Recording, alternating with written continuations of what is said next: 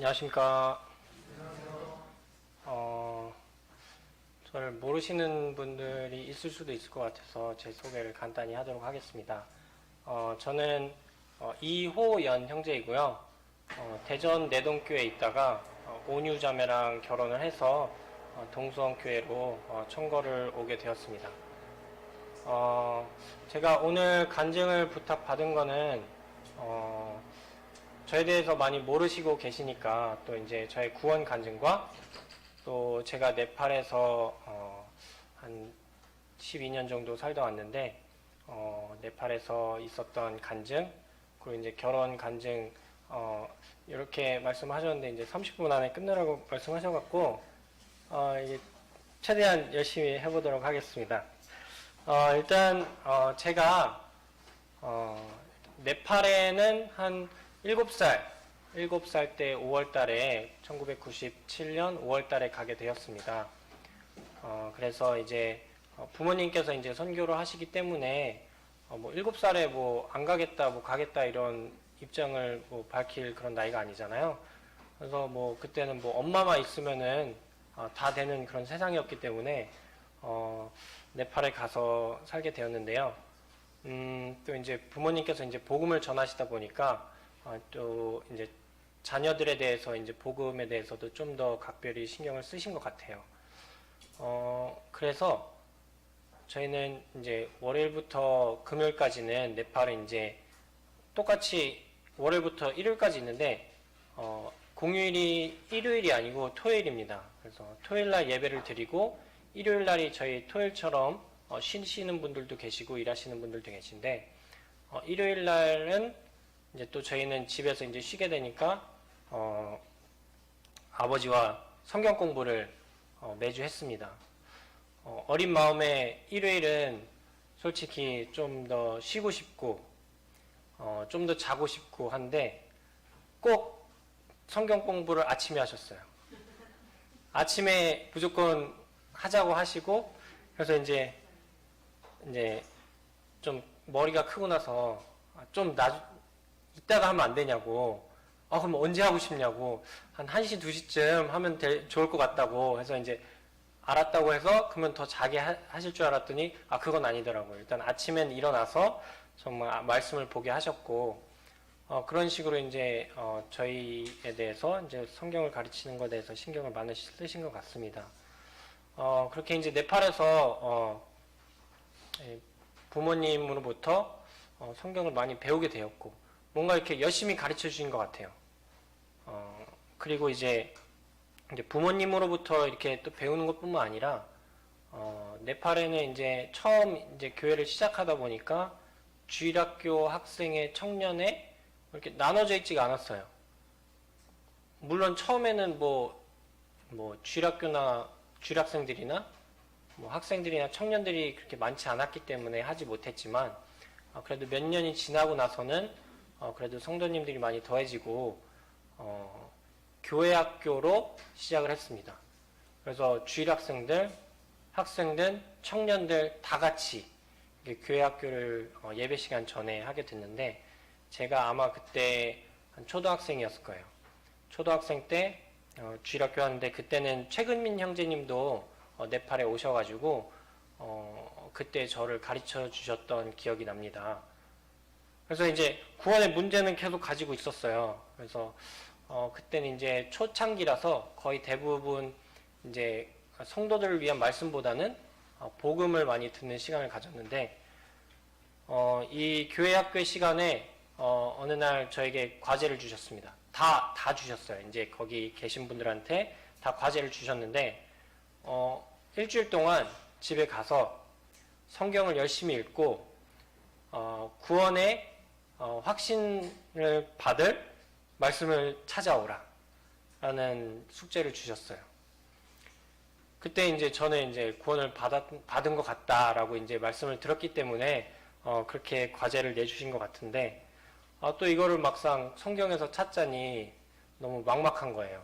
어디서 찾아야 될지도 모르겠고 이렇게 부모님이나 선생님으로부터 이렇게 말씀을 들어왔지 내가 직접적으로 뭔가 찾아서 이렇게 깨달은 그런 경험이 많이 없었기 때문에 잘 몰라서 이제 집에 가서 이제 부모님한테 말씀드렸더니 뭐 요한복음부터 읽기 시작, 요한복음이 아니지.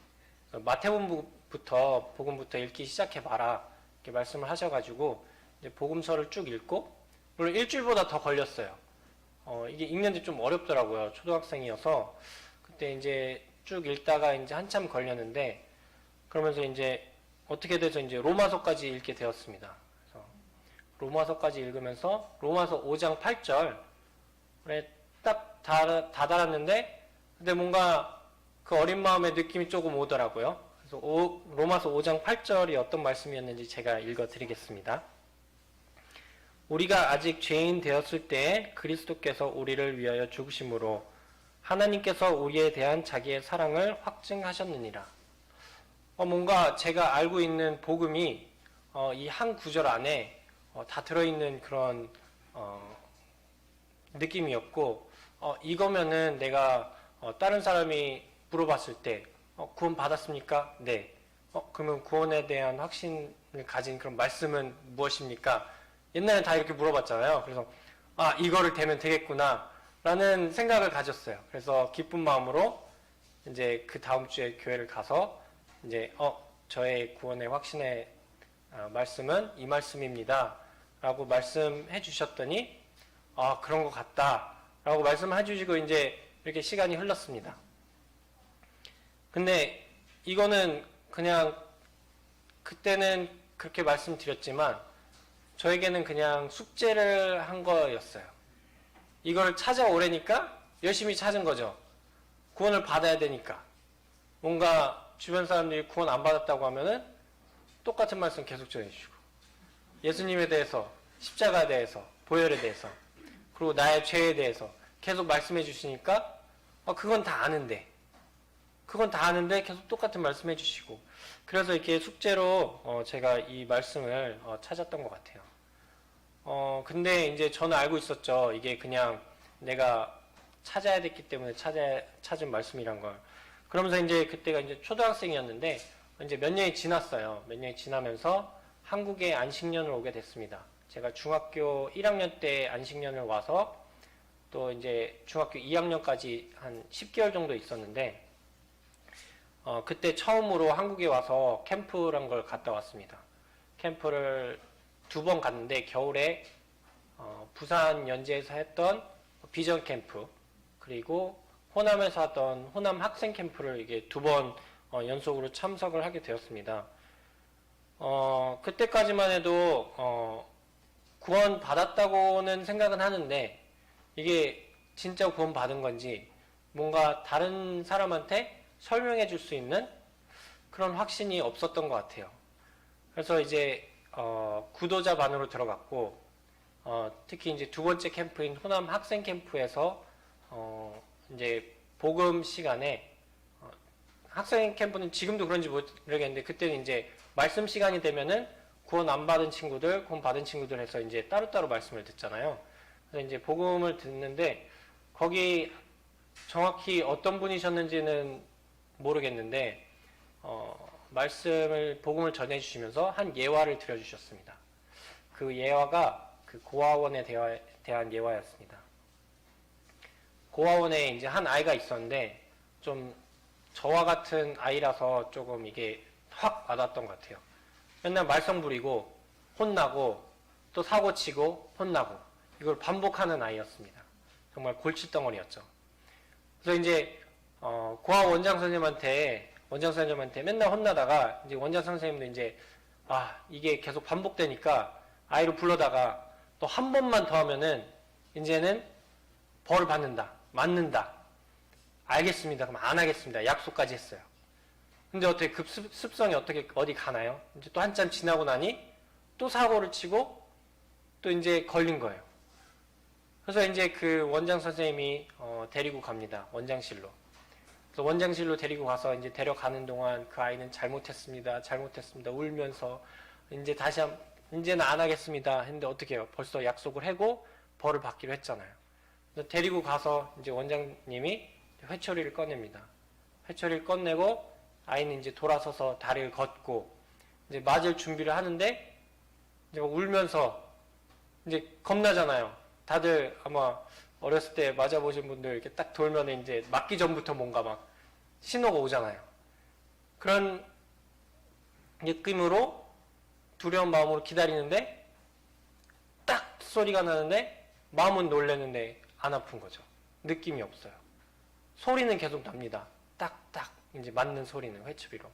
그래서 의아해서 이제 돌아보니까 원장님이 자기 팔을 걷어서 이제 자기 팔을 이제 치고 계셨던 것을 보았습니다.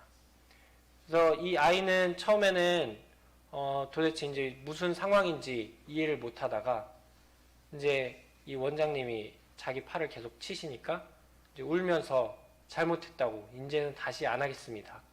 라고 이제 울면서 매달렸지만 약속은 약속이니 끝까지 다 때리시고 이제 그 아이에게 말씀하셨습니다. 이제 벌 다 받았으니 돌아가도 돼.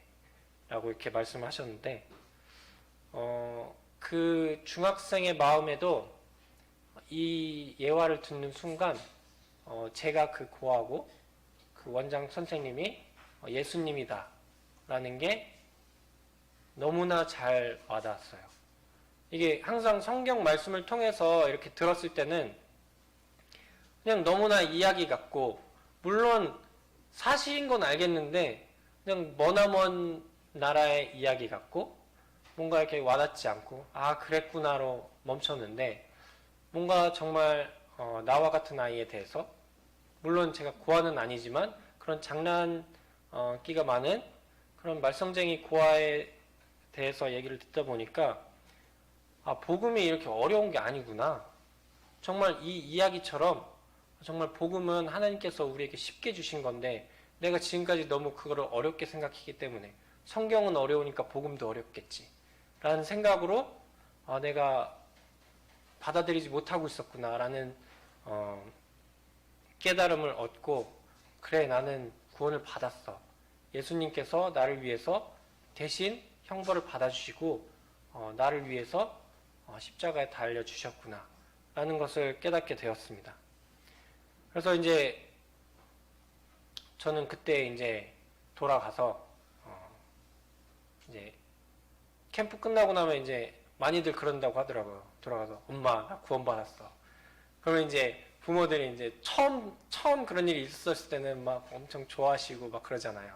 아 우리 애가 그러면서 저도 그때 왜 그런지 모르겠는데 이제 엄마한테는 이제 좀 어렸을 때부터 이제 반말을 많이 이렇게 했습니다. 그래서 엄마 밥 줘 뭐 이런 식으로 많이 했었는데 돌아가서 며칠 동안 제가 존댓말을 했어요. 저도 몰랐어요. 존댓말 잘 하고 있는지도. 그러니까 엄마가 아 얘가 진짜 변했구나 구원을 받았구나 하다가 이제 며칠 지나니까 다시 원점으로 돌아오는 거죠. 아 얘가 구원을 받은 게 맞나? 라고 이제 말씀을 하시긴 했지만 정말 어린 아이였으니까 그때는 이제 성장 과정에 있었다 생각을 하고요. 정말 그 예화를 통해서 정말 하나님의 말씀이 깨달아지는 그런 순간에 대해서 이렇게 나눠드리고 싶었습니다. 그러면서 이제 네팔 생활에 대해서 조금 말씀을 드리자면 저는 네팔에서 그 7살에 갔기 때문에 솔직히 7살이 어디 가서 어려운 상황이고 뭐 이런 거에 대해서 잘 모르잖아요. 그냥 부모님이 밥 주시니까 밥 입나 보다. 잘 때 있으니까 우리 집 있고 뭐 학교 가면 학교에서 공부하고 오고 그래서 부모님이 하시는 일에 대해서 선교하러는 오셨지만 정확히 뭐를 하시는지 잘 몰랐어요. 그냥 저는 제 삶을 살아가면 되는 거였습니다. 근데 그 와중에도 은연중에 부모님을 통해 배운 거를 몇 가지를 말씀을 드리면 저희가 그 네팔에 거주를 하려면 비자가 필요합니다. 외국인이라서 비자가 필요한데 처음에는 이제 아버지께서 그 학생 비자로 이제 네팔어를 배우시겠다고 이제 3년 동안 네팔 어학원이라고 해야 되나? 그래서 이제 3년 동안 배우시면서 학생 비자로 있었고 그 이후에는 이제 학생 비자가 끝나고 나니 뭐 어쩔 수 없이 관광 비자로 잠깐 있다가 관광 비자는 1년에 5개월밖에 못 받거든요. 그래서 7개월은 뭐 다시 돌아와 있고 그래야 돼서 그리고 이제 장기적인 이제 비자를 받기 위해서 사업 비자를 받았습니다. 이제 쿠시쿠시 호텔이라는 호텔을 운영하는 최금 이영재님께서 운영하시면서 그것을 통해서 사업 비자를 받게 되었는데 이 과정이 솔직히 가서 누가 알려주는 게 아니잖아요. 가서 공부를 하면은 학생 비자가 나오니까 3년 동안 공부하다가 어느 정도 되면은 호텔을 지어서 이걸 사업 비자를 얻으면 된다는 뭐 매뉴얼이 있는 것도 아니고 그냥 막연하게 가서 하나님께서 보여주시는 길을 그대로 따라간 것 뿐이에요. 그래서 부모님께서 처음에 가셔서 어떻게 하지 하다가 학생 비자라는 방법을 하나님께서 알게 해주셨고 또 저희 아버지가 뭐 건축을 해보셨어요. 뭐 경영을 해보셨어요. 호텔을 져야 되는데 뭐 그냥 짓기 시작하신 거죠. 하나님께서 보여주신 길이니까. 어떻게 하다가 호텔이 완성이 됐어요. 그래서 경영을 해야 되는데 최은미 형제님을 보내주셔서 최은미 형제님께서 이제 경영을 하게 하시고 이런 부분을 보면서 이게 사람이 계획한 대로 된 계획도 안 했죠. 계획이 할 수가 없는 그런 상황에서도 정말 하나님께서 정말 네팔에 거주할 수 있도록 네팔에서 계속 일을 하실 수 있도록 하신 모습을 보면서 자라왔습니다. 그리고 또 하나는 이제 선교사분들이 또 힘든 문제가 경제적인 부분이에요. 왜냐하면 경제 활동을 하시지 않기 때문에 한국 성도님들을 통해서 또 아니면은 다른 모임들을 통해서 하나님께서 이제 주시는 후원금을 통해서 이제 생활을 하고 교회 일을 하실 수밖에 없는데 제가 나중에 들었는데 처음에는 어린 저에게 말씀 안 하시죠. 근데 나중에 들었는데 항상 뭐 월세를 내야 될 때나 뭐 수도세 뭐 이런 관리비 아니면 저희 학비를 내야 될 때 전날 아니면 뭐 전전날 이렇게 헌금이 들어왔다는 거예요. 그걸 딱 내고 나면 없어요. 딱 맞게 항상 그렇게 딱 맞게 공급하시고 그러셨던 거를 이제 나중에 나이가 먹고 나서 이제 커서 부모님께 들었습니다. 그래서 정말 저는 몰랐거든요. 왜냐면 뭐 맨날 밥 주고 그러니까 뭐 부족했던 걸 몰랐어요. 그래서 뭐 옷을 뭐 못 입어본 적도 없고 겨울 되면 따뜻한 옷 입고 여름 되면 시원한 옷 입고 그래서 부족한 줄 몰랐는데 정말 하나님께서 그렇게 공급을 하시고 계셨구나라는 것을 정말 깨닫게 되었습니다.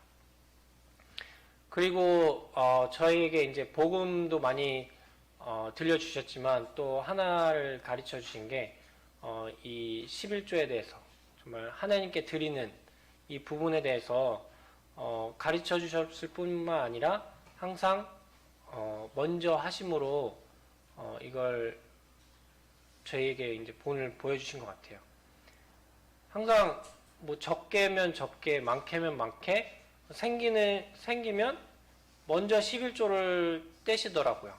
11조를 떼시고 또 이제 더 필요하면 교회에 더 필요하면 더 그만큼 사용하시고 이제 그거를 이제 저희에게 이제 10,000원이 생기면은 1,000원을 헌금하게 하시고 100,000원 생기면은 10,000원을 헌금하게 하시는 걸로 이제 또 가르쳐 주는데 네팔에 있다 보니까 이제 성도님들이 가끔 오시면은 방문하러 오셨다가 저희가 너무 안 돼 보이시는 거죠. 그러니까 아이고 우리 호연이 우리 지연이 고생하네 하면서 이렇게 주머니에서 꺼내서 막 용돈 주시고 하면은 꽤 쏠쏠했거든요. 이게 한 번 주시는 거니까 많이 주시는 분도 계시고 하면은 정말 부모님한테 용돈 받는 것보다 이렇게 더 많이 받고 했어요. 그래서 어린 마음에 정말 좋았죠. 근데 그걸 받을 때마다 부모님께서 항상 물어보셨어요. 11조 했니? 하나님께 드렸니? 하면서 그런 작은 돈부터 이제 연습을 시키셨거든요. 그래서 얼마나 하나님께 먼저 드리는 것이 중요한지. 그러면서 하나님께 이렇게 드려야 너의 마음도 정말 하나님께로 향한다는 것을 가르쳐 주셨습니다. 그래서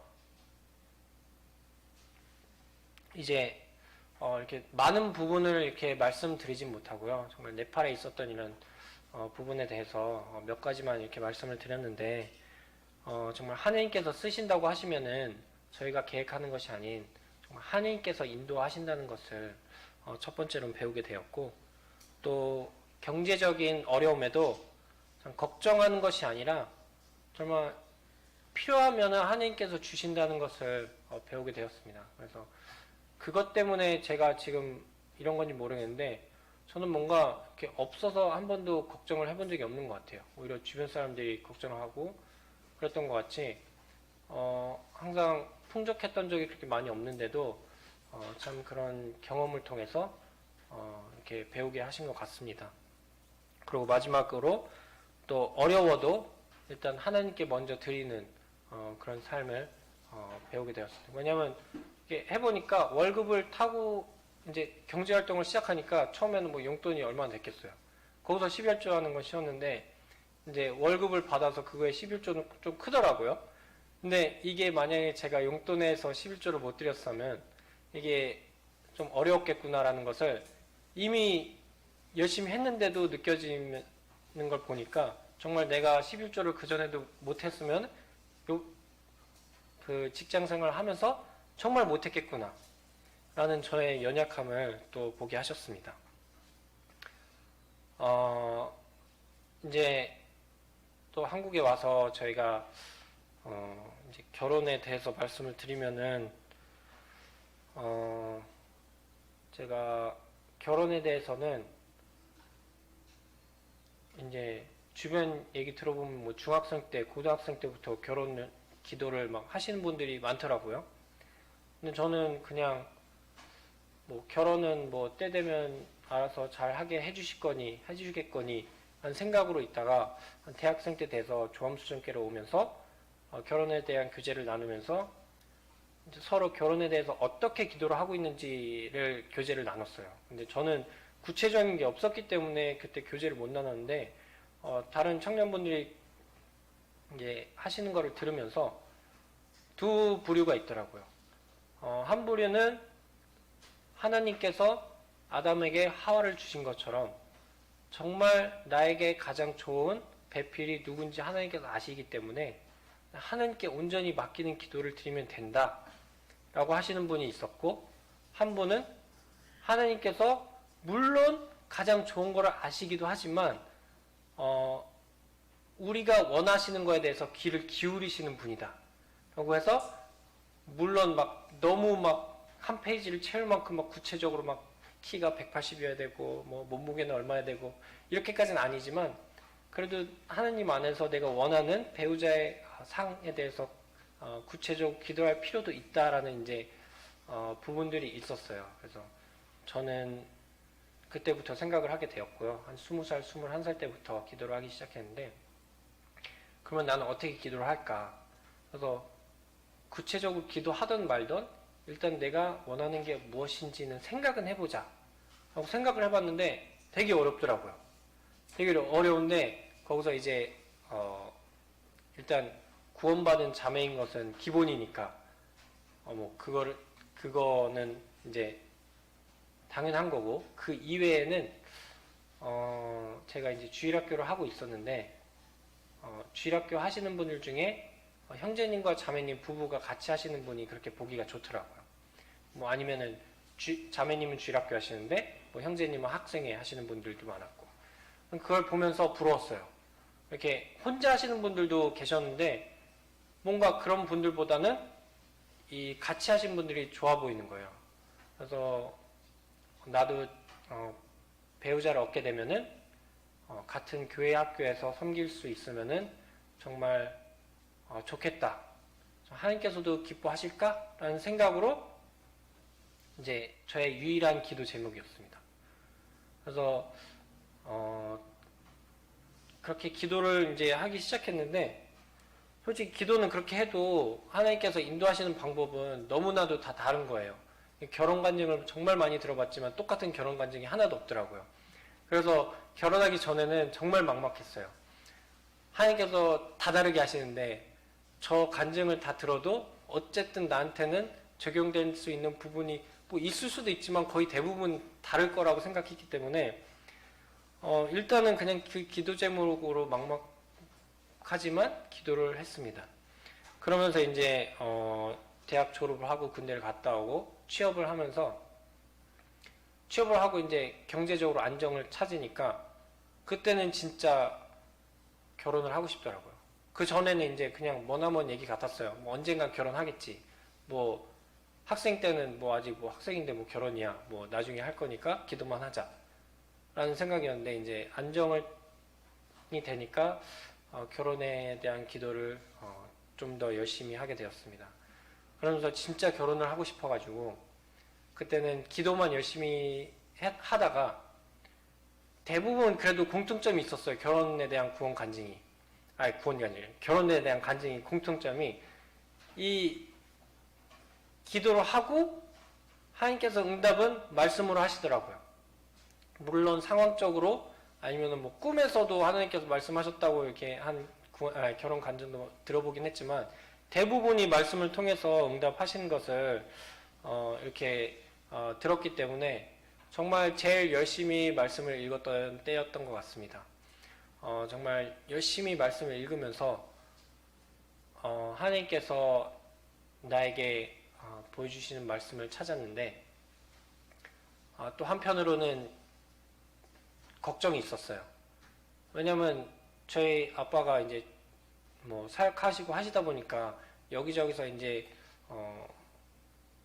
좋던 안 좋던 이제 결혼에 대한 이야기를 많이 들으시잖아요. 그러면은 저희 부모님이 말씀하시고 있으면 전 옆에서 이렇게 흘려 듣고 이럴 때도 많아서 들은 게 많은데 이게 위험할 수 있다는 거죠. 말씀을 통해서 이 확신을 얻었습니다라고 하는데 이게 먼저 마음에 들고 딱 내 마음 정해놓고 성경을 그때부터 찾기 시작하면서 이 자매다라고 이제 해야 되니까 그때 말씀을 찾는 것처럼 이렇게 잘못된 방법으로 말씀을 사용하진 않을까라는 두려움도 있었습니다. 그런 두려움 가운데 말씀을 열심히 읽었고 그때 또 마침 제가 동성교회 수요 집회를 나오게 됐는데 거기서 이제 온유 자매를 만났습니다. 온유 자매를 만나면서 좋아 보이더라고요. 좋아 보여서 오히려 더 두려웠어요. 제가 진짜 말씀을 이렇게 열심히 읽는데 나의 욕심을 위해서 사용하진 않을까라고 하면서 두려운 마음으로 열심히 하나님께 간구를 했습니다. 그러면서 하나님께서 주신 말씀이 전도서 4장 9절에서 10절인데요. 제가 읽어드리겠습니다. 두 사람이 한 사람보다 나음은 그들이 수고함으로 좋은 상을 얻을 것임이라. 혹시 그들이 넘어지면 하나가 그 동물을 붙들어 일으키려 나와 홀로 있어 넘어지고 붙들어 일으킬 자가 없는 자에게는 화가 있으리라.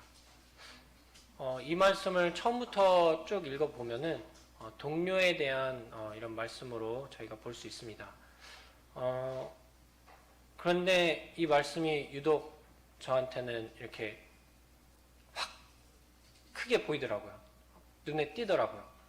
그러면서 결국에는 배우자도 정말 평생 동반자, 이렇게 동료이지 않나라는 생각을 하면서 하나님께서 저에게 보여주시는 말씀으로 100% 확신은 못했지만 이 말씀으로 저에게 말씀하시는 건가? 라는 생각을 그때부터 하게 되었고요. 그러면서 이제 온유 자매와 이 말씀을 가지고 한 90%의 확신을 가지고 교제를 시작했습니다. 근데 이게 100% 확신이 없으니까 이게 교제를 하면서도 마음 한편으로는 계속 불편했어요. 하나님께서 주신 불편한 마음인지 아니면은 내가 그냥 가지는 이 쓸데없는 불편한 마음인지 또 확신이 없는 거예요. 어쨌든 이 불편한 마음 때문에 계속 열심히 말씀을 읽었습니다. 그러면서 정말 하나님께서 이 두 번째 확신의 말씀을 주셨으면 좋겠다라는 살짝 제 모습 속에서 기도운이 보이기도 했고요. 정말 하나님께서 보여주셨지만 한 번 더, 이거 혹시 모르니까 한 번 더 라는 생각으로 하나님께 계속 간구의 기도를 하면서 말씀을 읽었는데요. 그러면서 몇 개월이 지나면서 이제 자매와 이제 큐티를 나눔을 통해서 읽던 말씀인데, 그때 다시 하나님께서 주신 말씀이 창세기 2장 18절입니다. 여호와 하나님이 이르시되 사람이 혼자 사는 것이 좋지 아니하니 내가 그를 위하여 돕는 배필을 지으리라 하시니라. 여기서 또 이 말씀을 통해서 어떻게 확신을 받았냐면요, 여기 마지막 부분에 그를 위하여 돕는 배필을 지으리라 하시니라. 만약 이 자매가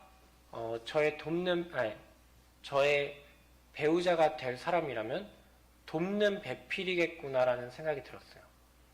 근데 저는 그때 뭐를 느끼고 있었냐면요, 제가 살짝 성격이 좀 좋게 말하면 밝고 쾌활하고 오픈되고 말도 많이 하고 그러지만, 조금 안 좋게 말하면 말이 특히 청년들이나 좀 친한 사람들 있을 때 좀 덜 걸러서 말하는, 상대방을 이렇게 배려하지 못하면서 이 말을 하면은 그 사람이 어떻게 생각할까라는 생각이 이제 좀 적은 편이었습니다. 그래서 제 말을 통해서 상처받는 사람들도 많았었고 그랬는데, 이제 자매랑 교제를 하면서 저의 그런 모습이 이제 바뀌는 모습을 보았습니다.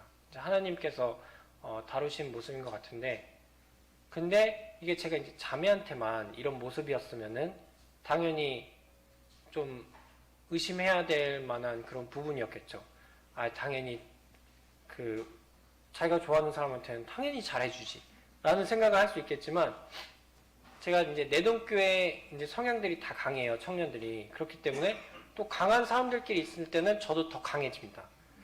그래서 좀 서로 장난치고 할 때 이제 좀 거칠게 하고 그럴 때가 있는데, 이제 내동교회 청년들이랑, 대전 내동교회 청년들이랑 있을 때도 제가 한 번 더 생각을 하는 거죠.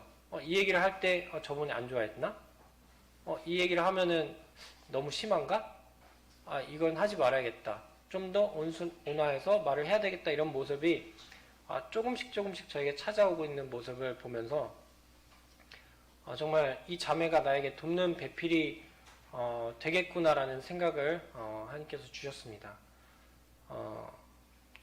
근데 이제 이 말씀을 통해서 정말 확신을 100%의 확신을 갖고 교제를 이어나갔는데요. 여기까지 이제 100% 확신을 얻었던 거고, 좀 더 나아가서 이 구원 간증을 한 형제님에게 말씀을 드리니까 여기서 끝나면 안 된다는 거예요. 이게 자매가 나에게 돕는 배필로 끝나면 아니라, 그거는 자매가 할 일이라는 거예요. 내가 뭐 도와주든 말든 내가 판단할 게 아니라 나는 자매를 사랑하고 내가 자매를 서로 도와야 된다는 거죠. 그래서 내가 어떻게 그 돕는 사람이 될까라는 것을 고민하고 노력해야 된다는 부분을 그 이후에도 배우게 됐습니다. 그래서 여기 그 전도서 말씀 읽어 드린 것처럼 정말 하나님께서 그 같은 주일학교를 섬기고 있는 자매를 주심으로 인해서 정말 동료처럼 일할 수 있고, 정말 두 사람이 한 사람보다 나으면 그들이 수고함으로 좋은 상을 얻을 것이다.